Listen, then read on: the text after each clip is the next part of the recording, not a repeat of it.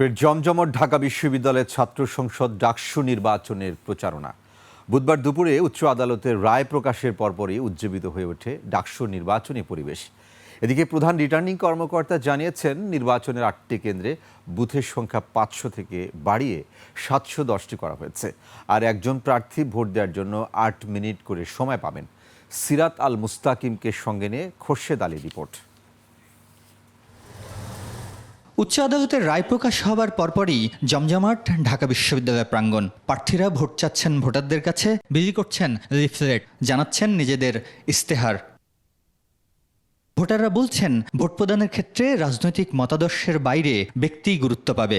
গত 5 আগস্টের পর থেকে এখন পর্যন্ত কারা কাজ করছে কারা কাজ করে নাই তা তো আমরা জানি, আমরা যেহেতু হলে থাকি এবং আমরা কাকে ভোট দিব এটা সিলেক্টেড এবং বিশ্বাস করি যে উনি ইশতেহার অনুযায়ী কাজ করবে।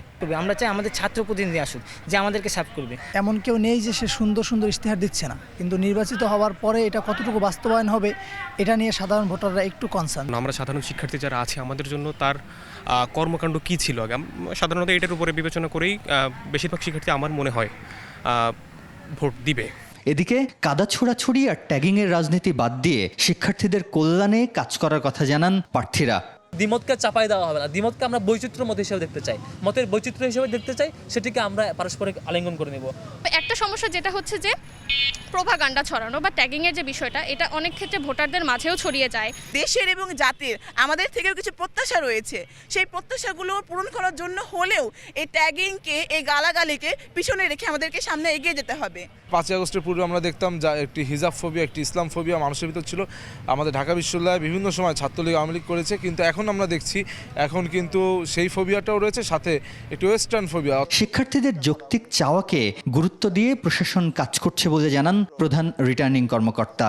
প্রত্যেকটি কেন্দ্র সিসিটিভি ক্যামেরা দ্বারা সম্পূর্ণভাবে নিয়ন্ত্রিত থাকবে, এই বিষয়ে কোনো ধরনের ছাড় দেওয়া হবে না। শিক্ষার্থীদের একাংশ বলছেন, তারা এখনো প্রার্থী বাছাইয়ে এখনো সিদ্ধান্ত নেননি।